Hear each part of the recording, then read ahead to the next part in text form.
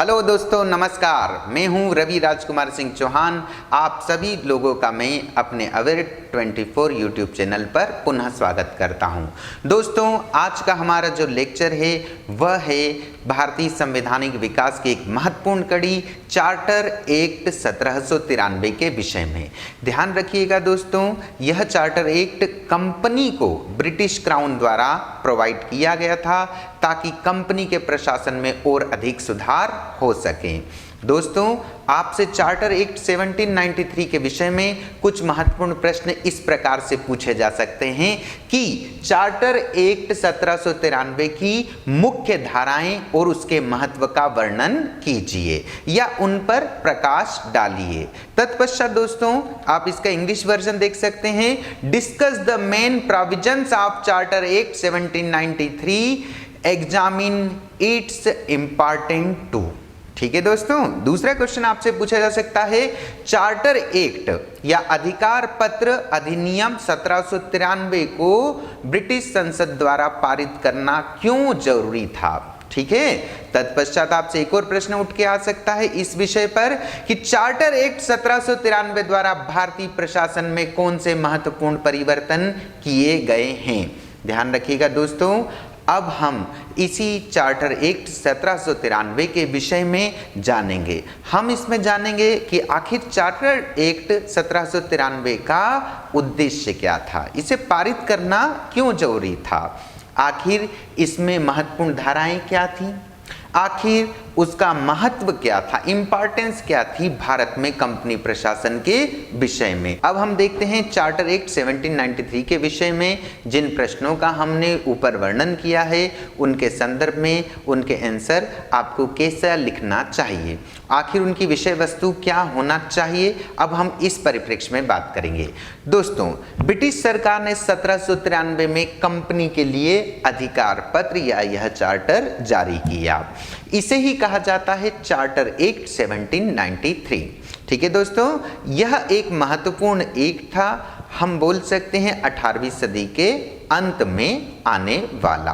दोस्तों, इस charter act को ईस्ट इंडिया कंपनी एक्ट 1793 की भी संज्ञा दी जाती है, क्योंकि दोस्तों इसे जारी किया गया था कंपनी के लिए। कंपनी मतलब ईस्ट इंडिया कंपनी। ठीक है दोस्तों, इस एक्ट का क्या उद्देश्य था, तो इस एक्ट का उद्देश्य था दोस्तों लगभग 2 दशक पहले ब्रिटिश संसद द्वारा पारित किए गए रेगुलेटिंग एक्ट 1773 की समीक्षा करना। दोस्तों, आपको मालूम ही है कि इस रेगुलेटिंग एक्ट को लाया गया था कंपनी में भाई भतीजावाद और भ्रष्टाचार के निवारण के लिए। लेकिन आपने देखा ही था 1776 में भी इसमें संशोधन लाना पड़ा। फिर हमने देखा था 1781 का बंगाल न्यायपालिका एक्ट और फिर हमने देखा पिट्स इंडिया एक्ट। लेकिन इसका उद्देश्य यही था कि आखिर हम रेगुलेटिंग एक्ट के प्रावधानों में जो हमने संशोधन किए हैं उन्हें कैसे समेकित करके एक नया बेहतर एक्ट बना सकते हैं कंपनी प्रशासन पर नियंत्रण के लिए। दोस्तों, अब हम बात करते हैं इस एक्ट के लाने के समय आखिर ब्रिटिश हुक्मरान कौन थे। ध्यान रखिएगा दोस्तों, इस समय तत्कालीन ब्रिटिश हुक्मरान थे, ब्रिटिश क्राउन थे जॉर्ज III। प्रधानमंत्री हुआ करते थे ब्रिटेन के इस टाइम पे विलियम पिट द यंगर। और ध्यान रखिएगा तत्कालीन भारतीय गवर्नर जनरल जो थे इस पद पर वे थे सर जॉन शोर। इन्हीं तीनों महानुभावों ने इस एक्ट को बनाया भी और इसे भारत में लागू भी किया। ठीक है दोस्तों, अब हम बात करते हैं इसकी महत्वपूर्ण धाराओं के विषय में। आइए दोस्तों, ब्रिटिश सरकार द्वारा इस एक्ट में कुछ व्यवस्थाएं जो प्रावधानित की उनके विषय में ही हम अब बात करते हैं। सबसे पहला प्रावधान दोस्तों, भारत में ब्रिटिश क्षेत्रों पर कंपनी के शासन को जारी रखते हुए कंपनी का कार्यकाल 20 वर्षों के लिए और बढ़ा दिया गया। 1793 से जब यह एक्ट आया तो इसमें आगे और 20 साल के लिए कंपनी के कार्यकाल को बढ़ा दिया, अर्थात अब इसकी समीक्षा कब होना थी? 1813 ईस्वी में। ठीक है दोस्तों, तो कंपनी के कार्यकाल को बढ़ा दिया गया। तत्पश्चात एक और महत्वपूर्ण परिवर्तन किया गया कंपनी प्रशासन में कि कंपनी के सभी राजनीतिक कार्य अब स्वतंत्र श्रेणी में नहीं आएंगे, बल्कि ब्रिटिश सरकार की ओर से किए हुए समझे जाएंगे। अर्थात अब कंपनी राजनीतिक क्षेत्र में केवल क्राउन, ब्रिटिश ताज की एक प्रतिनिधि या रिप्रेजेंटेटिव के रूप में कार्य कर रही है, स्वतंत्र रूप से नहीं।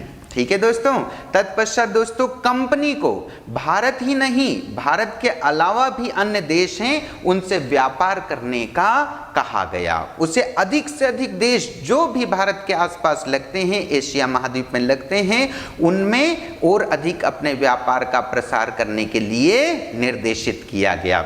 लेकिन दोस्तों इसके साथ ही भारत में जो कंपनी का व्यापार एकाधिकार था उसको समाप्त कर दिया। तो अब कंपनी का भारत पर व्यापारिक एकाधिकार को समाप्त करते हुए इंग्लैंड के जो अन्य उद्योगपति हैं उन्हें भी भारत के साथ निजी व्यापार, वाणिज्य और औद्योगिक संबंध स्थापित करने का आंशिक अवसर दिया, पूर्णतः नहीं, आंशिक अवसर प्रोवाइड किया गया ब्रिटिश उद्योगपतियों को भारत के संदर्भ में। ठीक है दोस्तों, अब अगले प्रावधान की ओर चलते हैं दोस्तों हम कि कंपनी को जो भी उसने भारत में आय अर्जित की है तो वो क्या करे, अपने भारत में सभी व्यय कर दे जो भी उसने करना है सालाना, और उसके बाद अपने तरफ से 5 लाख रुपए ब्रिटिश सरकार को अदा करना थे वार्षिक। मतलब कंपनी को जितने भी भारत में प्रशासन संबंधी जो भी खर्चा लगा उन सभी खर्चों को एक तरफ कर दें,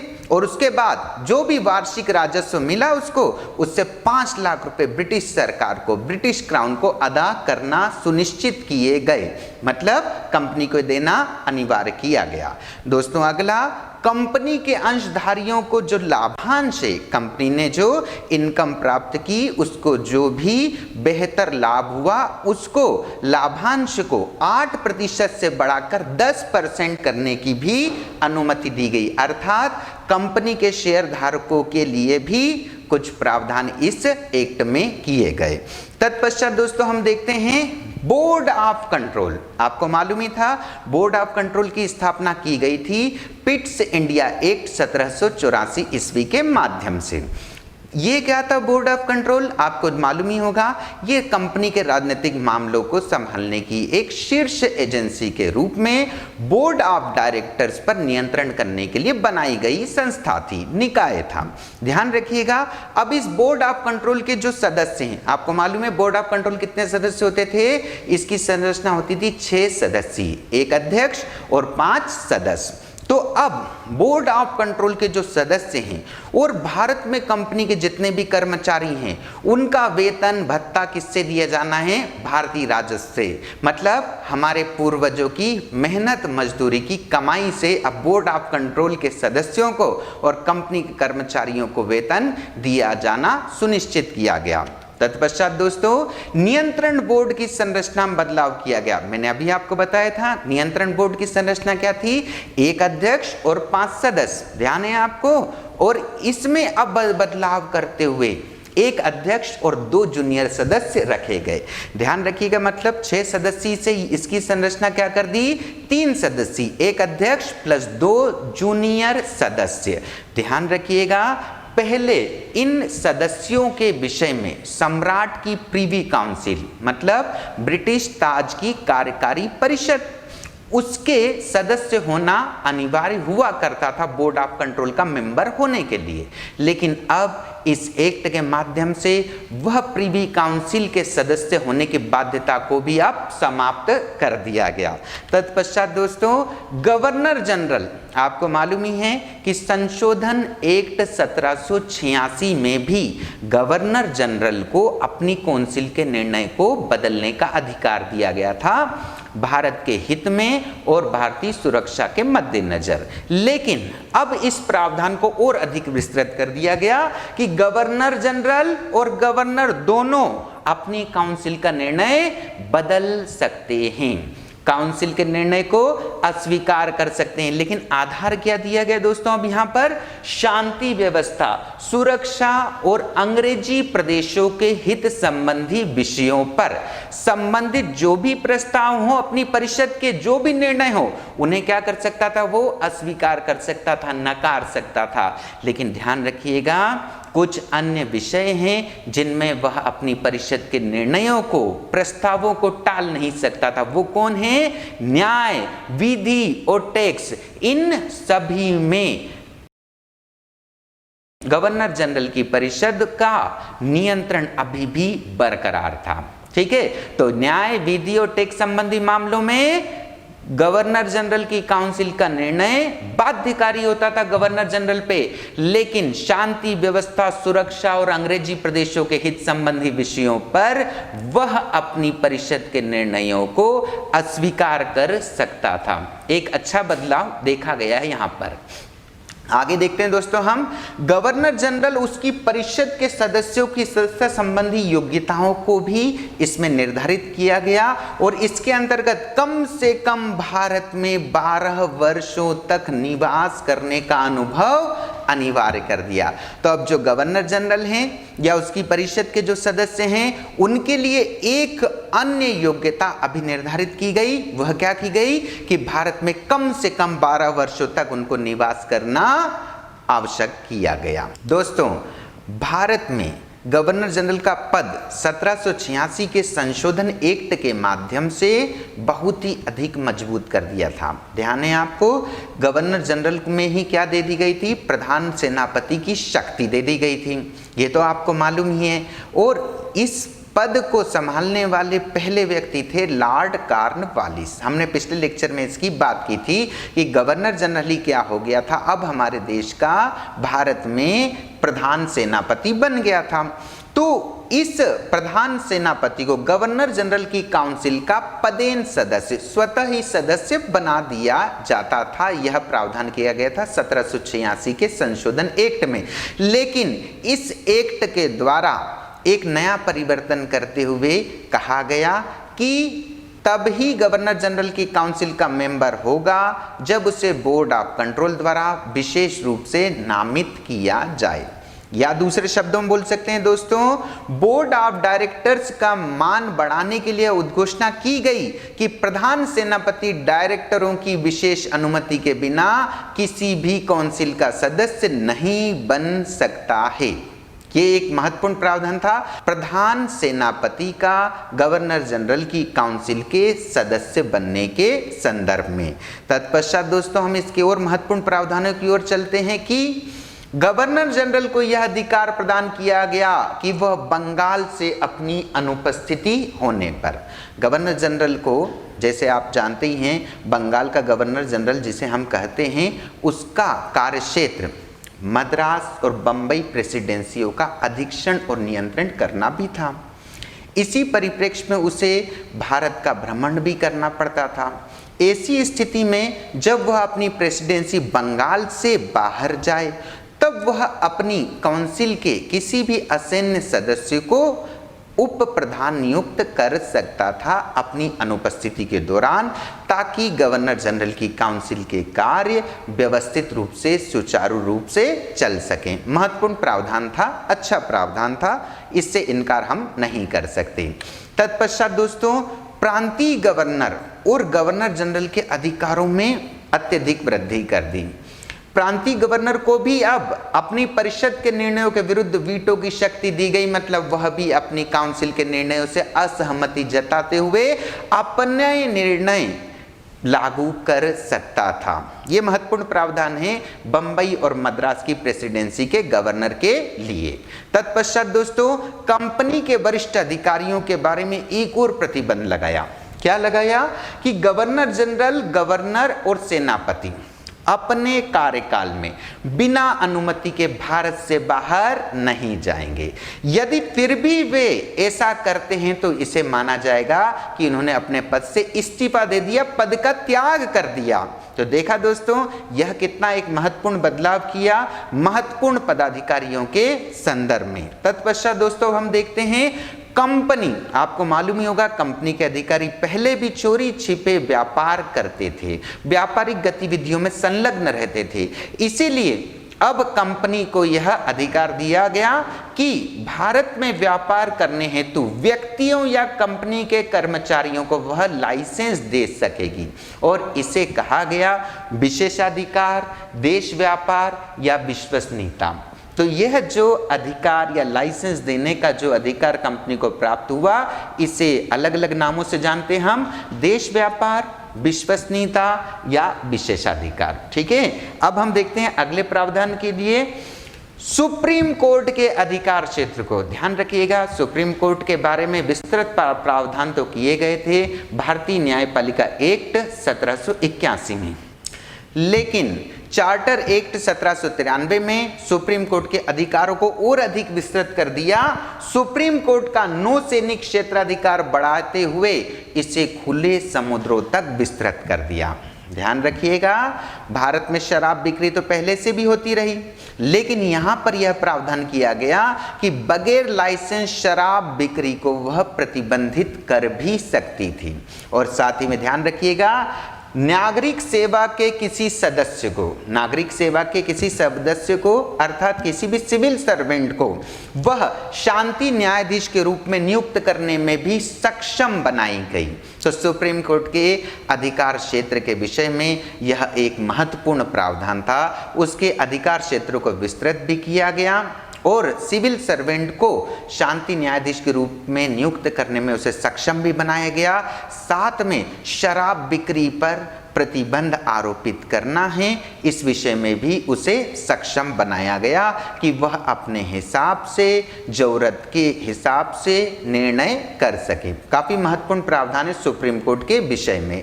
तत्पश्चात दोस्तों, भारतीय प्रशासन में एक नवीन धार्मिक विभाग जोड़ दिया गया।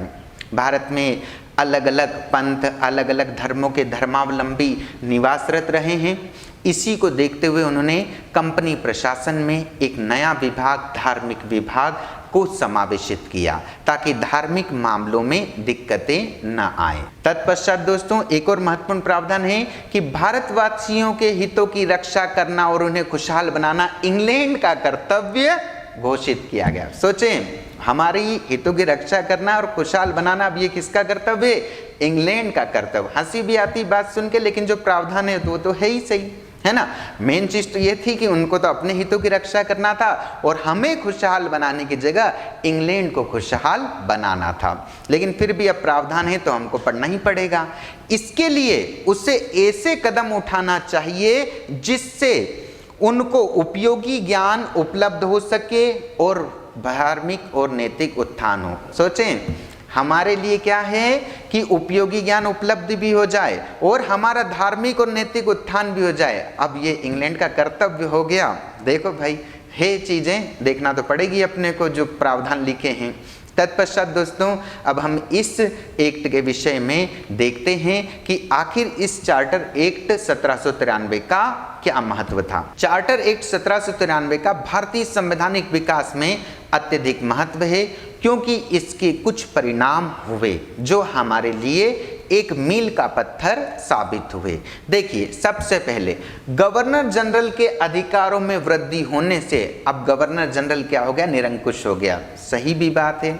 जब सत्ता किसी एक व्यक्ति में अत्यधिक मात्रा में केंद्रित कर दी जाती है, वह उस सत्ता का स्वयं को स्वामी समझने लग जाता है और इसी के चलते वह कुछ गलत कदम उठाता है।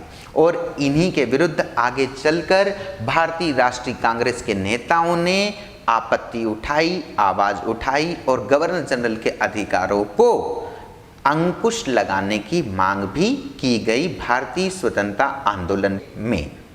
तत्पश्चात दोस्तों हम देखते हैं बोर्ड ऑफ कंट्रोल। अब बोर्ड ऑफ कंट्रोल के अधिकारियों का, कर्मचारियों का वेतन किससे दिया जाना है? इसमें भारतीय राजस्व से।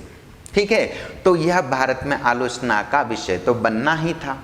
यह व्यवस्था जो इन्होंने करी थी 1793 के चार्टर एक्ट से, वो कब तक चलती रही? 20वीं सदी तक चलती रही, अर्थात भारत शासन अधिनियम 1919 ईस्वी के पारित होने, लागू होने तक यह व्यवस्था जारी रही कि भारत के राजस्व से ही बोर्ड ऑफ कंट्रोल के सदस्यों का वेतन दिया जाता रहा है। ठीक है दोस्तों, ब्रिटिश भारत में लिखित विधि विधानों द्वारा प्रशासन की आधारशिला रखी गई और इन लिखित विधियों और विनियमों की व्याख्या का अधिकार किसको प्रोवाइड किया गया?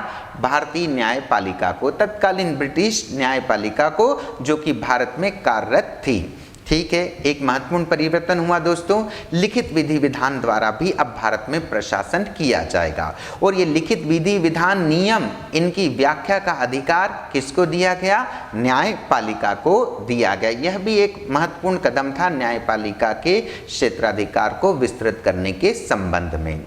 तत्पश्चात दोस्तों, मुख्य सेनापति का गवर्नर जनरल की परिषद का स्वतः सदस्य होने के अधिकार की समाप्ति हुई। यह एक महत्वपूर्ण प्रावधान माना जा सकता है कि अब बोर्ड ऑफ कंट्रोल या बोर्ड ऑफ डायरेक्टर की अनुमति के पश्चात ही वह गवर्नर जनरल की काउंसिल का सदस्य बन सकेगा। स्वतः सदस्य होने के जो अधिकार की समाप्ति भी इसके माध्यम से हुई। ठीक है दोस्तों, अगला दोस्तों हम देखते हैं आखिर इसका महत्व का एक संक्षेप में विवरण हम क्या दे सकते हैं। दोस्तों, भारतीय राष्ट्रीय आंदोलन में इस एक्ट ने विशेष भूमिका निभाई क्योंकि इसके द्वारा प्रदत्त अधिकारों का भारतीय राष्ट्रीय आंदोलन में सदैव भारतीय नेताओं द्वारा विरोध किया जाता रहा। तो एक तरह से यह क्या बन गया? उनके विरोध का प्रतीक बन गया। तो चार्टर एक्ट 1793 के जो पारित होने के बाद में जो भी अधिकार हमारे यहाँ पर कंपनी प्रशासन के पदाधिकारियों को प्राप्त हुए और उसके संदर्भ में यह हमारे लिए एक विरोध का प्रतीक चिन्ह बन गया। दोस्तों, अब हम देखते हैं हमारे चार्टर एक्ट 1793 की समीक्षा के विषय में। Review of the charter Act 1793। आइए दोस्तों, इस एक्ट को ब्रिटिश सरकार की विस्तारवादी नीति का सूचक माना जा सकता है। विस्तारवादी नीति का सूचक के अंतर्गत दोस्तों यहाँ पर हम देख रहे हैं कि अब कंपनी ने भारतीयों के व्यक्तिगत अधिकारों और संपत्ति को भी नियंत्रित करना शुरू कर दिया। क्षेत्र विस्तार नहीं, व्यक्तियों में भारत में जो भी अपने कानून का, जो भी अपने विधि विधानों के विस्तार से इसे लीजिएगा, आप क्षेत्रीय विस्तार मत समझिएगा इसका मतलब। तत्पश्चात दोस्तों, डॉक्टर कीथ ने एक महत्वपूर्ण स्टेटमेंट दिया है इसी चार्टर एक्ट 1793 की समीक्षा करते हुए। यह एक्ट संगठन की दिशा में महत्वपूर्ण कदम था जिसमें पूर्वगामी एक्ट्स की बहुत सी धाराओं को सम्मिलित किया गया। मतलब जो पहले के एक्ट ब्रिटिश संसद ने पारित किए थे उनके कई प्रावधानों को इसमें शामिल किया गया। जैसे मैंने अभी आपको बताया, संशोधन एक्ट 1786 के कितने प्रावधानों को इसमें समाहित किया गया। ठीक है दोस्तों, तो डॉक्टर कीथ का यह महत्वपूर्ण एक कोटेशन है 1793 के चार्टर एक्ट के विषय में। ध्यान रखिएगा दोस्तों, यह चार्टर एक्ट केवल एक आदर्श अभिलाषा बनकर ही रह गया। अर्थात बातें तो बहुत बड़ी बड़ी की गई, लेकिन इन प्रावधानों को लागू करने के लिए कोई भी ठोस कार्रवाई, कोई ठोस मैकेनिज्म का इसमें अभाव देखने को मिलता है। दोस्तों ध्यान रखिएगा, इस एक्ट में धाराएं तो अत्यधिक थी, लेकिन उनसे भारत में कंपनी प्रशासन में कोई विशेष परिवर्तन दृष्टिगोचर नहीं हुए। फिर भी दोस्तों, चार्टर एक्ट 1793 हमारे भारतीय संवैधानिक विकास की एक कड़ी थी। हमारे लिए इसका कोई महत्व हो या कम ज़्यादा महत्व हो ये चल सकता है, लेकिन भारत में ब्रिटिश कंपनी प्रशासन में इसका काफ़ी महत्व रहा है। उसने भारत में कंपनी प्रशासन की चूल्हे हिला दी। उसने भारत में कंपनी प्रशासन में कई सकारात्मक बदलाव लाए, जिसका खामियाजा कंपनी को भुगतना भी पड़ा। फिर भी दोस्तों, यह एक महत्वपूर्ण एक्ट था जिसमें भारत में लिखित विधि विधानों द्वारा एक प्रशासन को तैयार करने की शुरुआत हुई। भले ही यह प्रशासन या लिखित नियम विधि विधान भारत के हित में है या फिर ब्रिटेन के हित में, लेकिन फिर भी एक शुरुआत तो की गई। ठीक है दोस्तों, अब हम यहीं समाप्त करते हैं हमारे चार्टर एक्ट 1793 की विशेष प्रस्तुति को।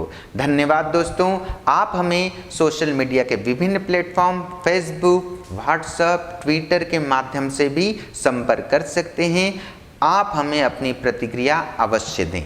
धन्यवाद एक बार पुनः।